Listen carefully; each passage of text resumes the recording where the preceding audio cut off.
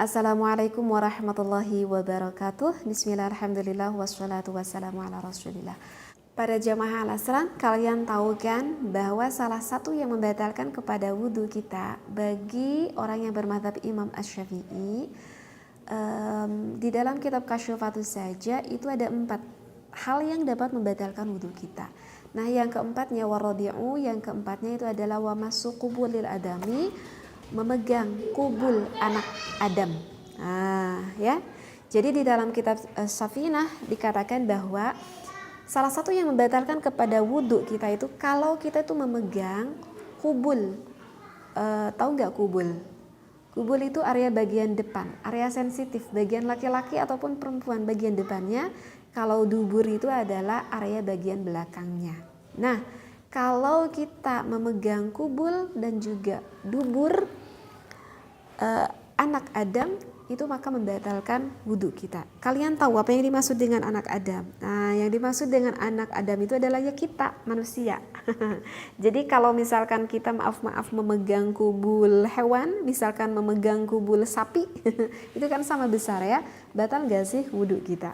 Ataupun kambing misalkan, ataupun ayam misalkan, itu batal gak wudhu kita? Kalau kita memegang milik sapi, kalau memegang milik sapi itu gak membatalkan wudhu kita.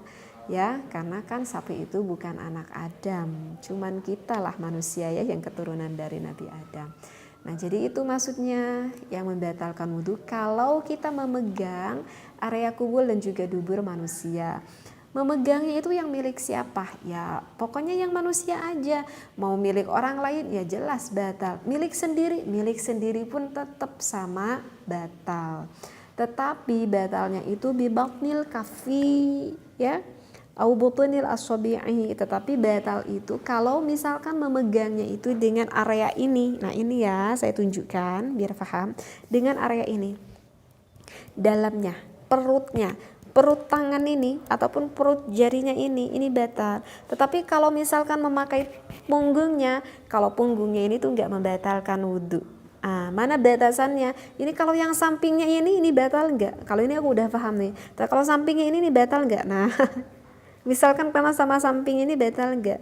Nah, maka yang dikatakan batal itu kalau misalkan tangan ini satu, tangan ini satu, kita tutup gini. Kalau yang tidak terlihat maka itu batal. Kalau yang terlihat itu tidak batal. Ini coba terlihat gak oleh kita kalau kita tutup? Ini masih terlihat kan? Nah, jadi kalau misalkan ini itu masih terlihat oleh kita, ini tuh gak batal.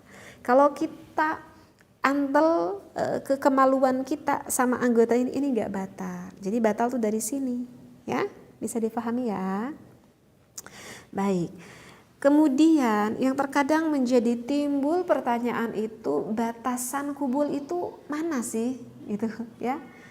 Waktu kecil juga aku nggak paham batasan kubul itu yang mana, baik bagi perempuan ataupun bagi laki-laki. Nah, ini harus dipahami ya.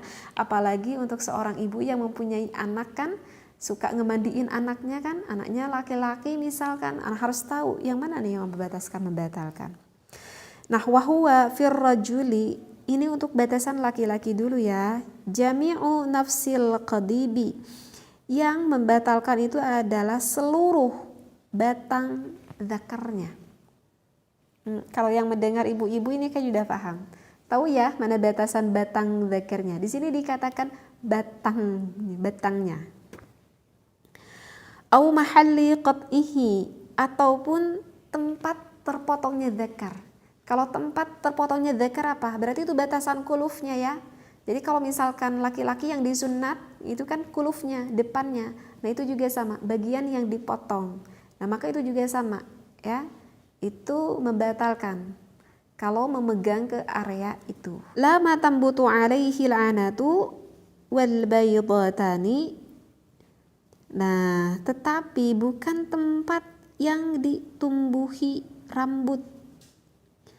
Tetapi kalau tempat yang ditumbuhi rambut itu tidak membatalkan kepada wudhunya ya. Jadi ini untuk laki-laki ya, ini untuk laki-laki dulu ya. Jadi untuk laki-laki mungkin bisa membayangkan kalau di area laki-laki itu yang ada tampak keluar rambut-rambutnya itu Kalau memegang ke area yang keluar ada area rambut-rambutnya itu baru tidak membatalkan wudhu.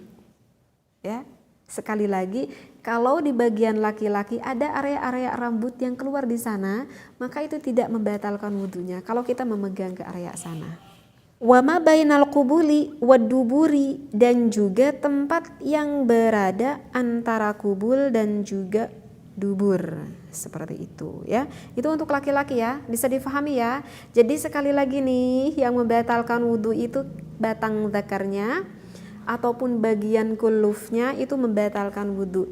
Kalau di bagian laki-laki itu yang keluar ada rambutnya itu, maka yang ditumbuhi rambutnya itu mah baru tidak membatalkan wudhu, dan juga dua pelirnya tidak membatalkan wudhu, dan juga di antara kubul dan juga dubur, maaf ya, ini ngerti gak sih ya, juga antara kubul dan juga dubur ya, jadi hampir mendekati kan antara kubul ke dubur itu juga sama, tidak membatalkan wudhu kita, seperti itu.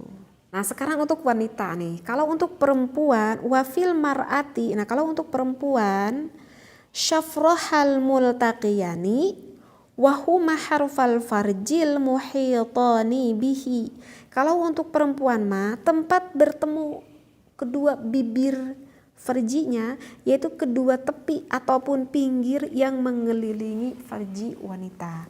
Nah kalau untuk perempuan itu batasnya adalah, gimana ya saya nyontoinnya ya, aduh ini mohon maaf banget ya, karena ini kan fikih ya.